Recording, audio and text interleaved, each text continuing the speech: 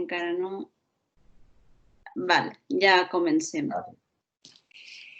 Molt bé. En primer lloc, què et va motivar a llençar a composar?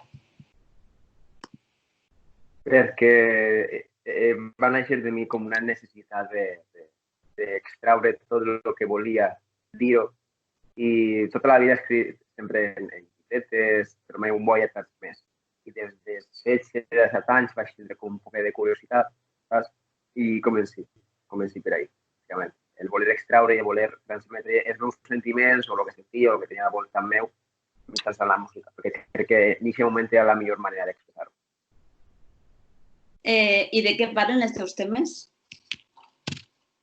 Encara que sempre van al voltant de temes de relacions, temes de desamors, amors i demés, ja abans sí que estaven tractant sobretot el tema de festivals, perquè sempre rondava en ells, tema de festes, tema de relacions entre amics, tema de bàsicament això, de festivals, perquè era d'on més vivia. El grup on estava abans era molt per la flauta, per així dir-ho.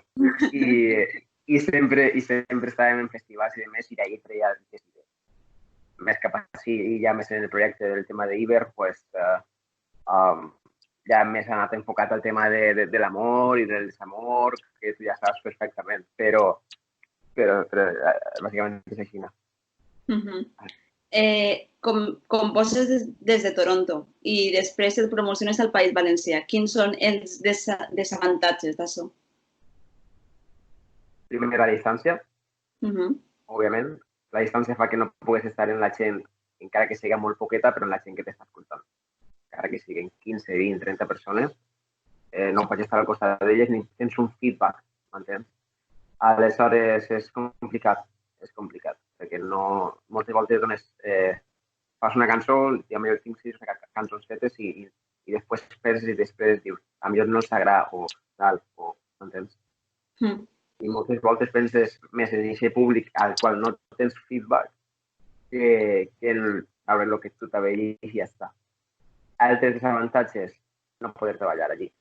Jo voldria estar en un estudi, en què és el que toca, en l'estudi, en un productor, treballar de veres el projecte, però mentre que estiga fora del País Valencià no puc mantenir el projecte de manera professional o de manera seriosa, almenys. I des d'allà també tens ahí la teua xarxa de públic? Allà, sí. Bueno, encara que no moltes vegades que m'han oferit una o dues vegades actuar en xicotets restaurantets o en xicotets bars, però jo canto en valencià o canto en castellà i qui me va entendre. Hi ha una bona comunitat latina, sí, però igualment no me van entendre moltíssim.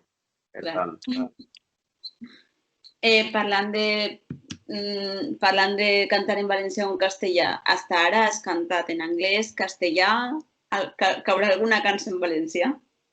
Sí. Sense cap dubte. Probablement me passe les pròximes setmanes o mesos composant en valencià. I extraient algun tema, algun gènere rotllo-distintiu. Intentant tirar per un camí que de normal ara no n'hi ha molt. Què creus que aporta a la teva música el fet d'estar allà? En quant a la meva vida personal? Bueno, musicalment i personalment. Se pot tirar per aquestes dues bandes. Personalment, per començar, és break mental. És a dir, ha sigut un break mental i han hagut altibaixos i moments molt bons, com ara. I m'ha ajudat moltíssim a madurar, a ser la persona que mateix soc i estic molt content. I quant al tema professional, més o menys he pogut conèixer el que no estic fet, m'entens? Realment estava fent un tipus de música per la qual jo no estava preparat o no és el meu tipus de gènere. M'agrada escoltar-la però no interpretar-la, no sé m'entens. Per tant, jo tinc uns referents i aquests referents m'encanten, però me n'he adonat que aquests referents tenen característiques molt distintes a les que jo tinc. Per tant... No avançaran, dime. No, l'últim, no, que estar així m'ha fet que me n'adone de dir, vale, això no està bé, aquest gènere no m'agrada, però no és el meu, per tant, és hora de buscar altres camins. fa no massa vas treure una exclusiva en nosaltres i me comentaves que el fet d'estar allà t'havia permès descobrir els ritmes propis d'allà. Clar, opines que la teva música és molt diferent als ritmes que n'hi ha al País Valencià? Absolutament. Absolutament. N'hi ha moltíssima diferència i crec que des dels anys 80-90 ja havia aquesta diferència de música des de l'altra punta de xarca a Europa i ara la diferència també és molt gran. També és molt gran. Perquè jo la música que faig així és per així, és molt romanticona, molt d'un beat molt suau, perquè així són molt més durs encara. És un R&B molt romàntic, no sé què, i van entrar a tope, així van anar a saltar-los a tope, beats forts, molt de greus, i això ho dus a Europa o a Espanya i ja saps, no el menges res.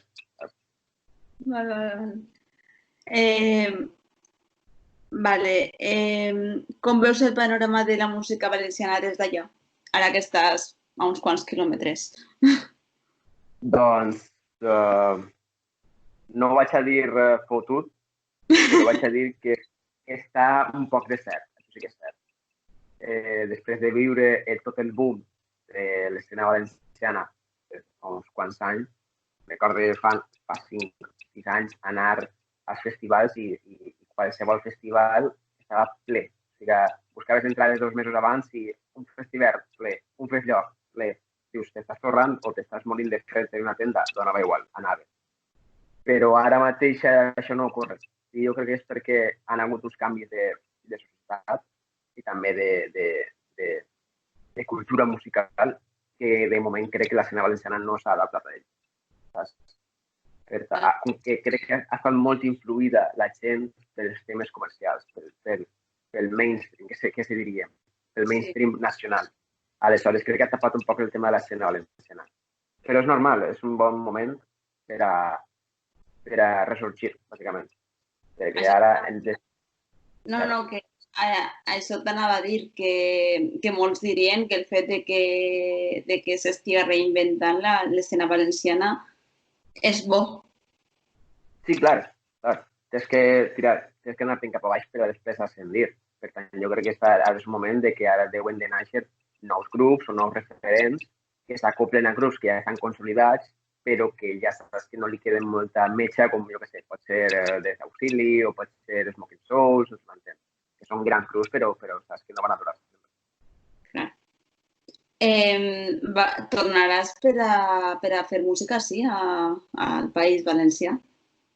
És un desig que voldria complir. Que es faci realitat, no ho sé. Però totes les meves intencions serien aquestes, d'acoplar-me a València, anar a un estudi, fer temes i fer-ho de manera professional. Però bueno, mai es sap. No sabem on ens durà la vida. I més encara amb la pandèmia aquesta. Val. Això t'anava a dir, molt bé. I si comparem el panorama valencià en el panorama de Toronto? Vull dir, com està ahí la idiosincràsia de la música? La indústria musical és més forta, més... Pues així a la ciutat estem al costat dels Estats Units, però al no ser Estats Units el suport que tenen els artistes locals no és tan gran com si estiguin als Estats Units. Per què? Perquè així n'hi ha 3, 4, 5 grans artistes, però després no hi ha un suport per als mitjans i xicotets artistes. Doncs coneguem gent de Toronto. Shawn Mendes és un gran comercial mainstream. The Weeknd, Drake, tota aquesta gent són de Toronto, però aquests han aconseguit triomfar fora de Toronto. Per tant, està prou pobre, per així dir-ho. Molts artistes, sí, molt de moviment, però el problema és que si volen ascendir o vols anar cap al mainstream o vols anar cap a més el tema ventes, tens que anar fent d'ací per anar-te'n a llocs com Los Angeles o Miami o aquests llocs. Quasi m'atreviria a dir igual que així. Vull dir, hi ha molts artistes però no professionals. Exacte. I moltes voltes, inclús anant a València i fent en estudis, en un productor valencià i a més no servir. Tens que anar fora i després que anar a Barcelona o després que anar a Madrid i és una llàstima. Vale, a veure... En quin moment musical et trobes ara? En un moment musical de paró, de moment. Estic en un moment de reflexió, que podríem dir de manera més fluixa.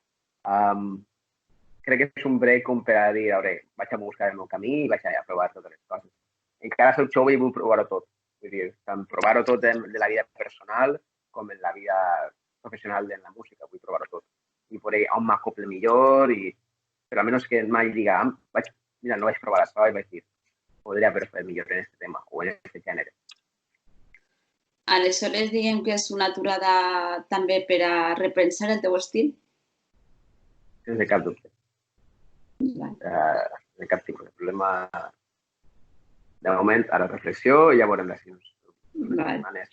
L'última pregunta era si tindrem més notícies teues, però clar, pràcticament m'acabes de contestar, aleshores. Sí. Val. Doncs per la meva banda ja està. Moltíssimes gràcies per connectar-te. Moltíssimes gràcies, ha sigut un plaer.